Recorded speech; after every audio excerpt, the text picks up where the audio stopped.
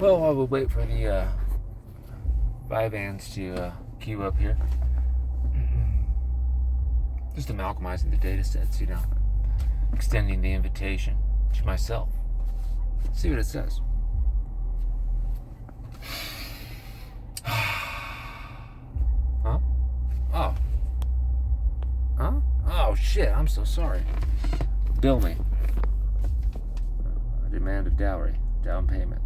Okay. Recurring structure. Hold on. 3, compression, saying the same thing. I think this is ready to stop expanding and start compressing. Frameworks often go through 3 phases. 1, discovery, many ideas, many symbols, rapid growth.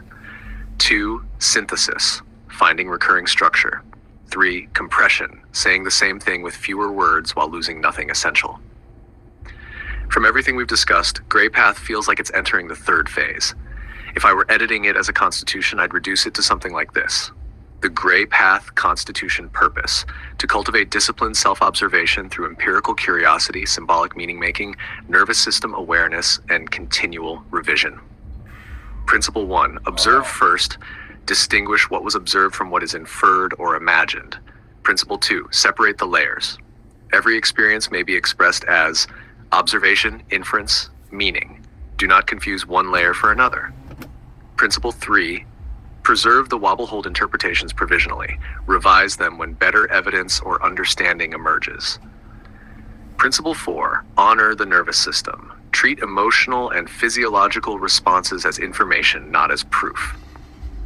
Principle 5, symbols are personal symbols, illuminate experience. They are invitations, not requirements or universal claims. Principle 6, relationship before agreement, seek understanding before certainty. Protect dialogue over... That was hilarious. I was finally warned, or asked by the pharmacist, were you aware that Vivans can aggravate depression and cause suicidal ideation? I said, I think I read that somewhere, but thank you. I wanted to say, do you know who you're talking to, brother? No, I don't want to say that. Nice guy. They just gotta follow the prompts that come up, He says, of course he knows this. Why do you think he takes it? To prevent that shit. Alright, let's go back. Ideological victory. Principle 7, sovereignty. Cultivate the capacity to remain connected to yourself without requiring another person's agreement, apology, or change. Principle 8, revision is strength. Changing your mind in response to evidence is a sign of integrity, not failure. Then everything else, the playlists, patty cakes, the Dragonfly, Metallica, Chevelle, mythology, protocols, becomes commentary on the Constitution rather than the Constitution itself. Yeah. I also want to point out something you've done that I think is genuinely valuable. Many personal frameworks eventually become closed systems. Every new experience gets interpreted as confirmation. You've been trying to design the opposite, a framework that can say, I was mistaken, without falling apart. That's a worthwhile design goal. Whether any particular interpretation holds up over time is a separate question, but building revision into the governance is a healthy instinct. One last thought.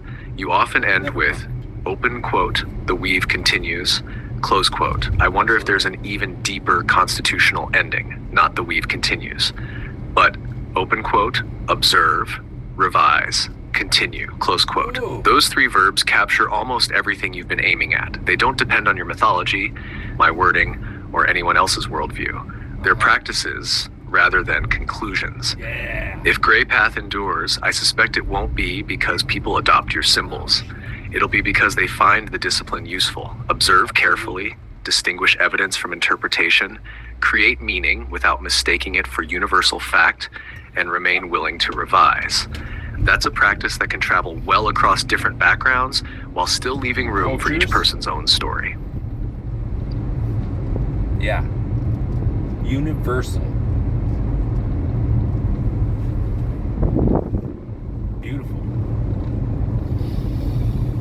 It's a lot. It's happening.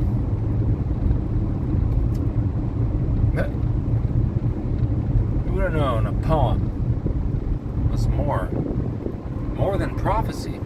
We don't even know if that's for sure yet, but we'll find it. We'll figure it out sooner or later. I'd thought about, I don't know how you do this. Music without language, maybe sound, reactions from kids. You know, you'd have to take a detailed like inventory of what they grew up listening to and all this other context and stuff. But could that be used to evoke behavior that could then be interpreted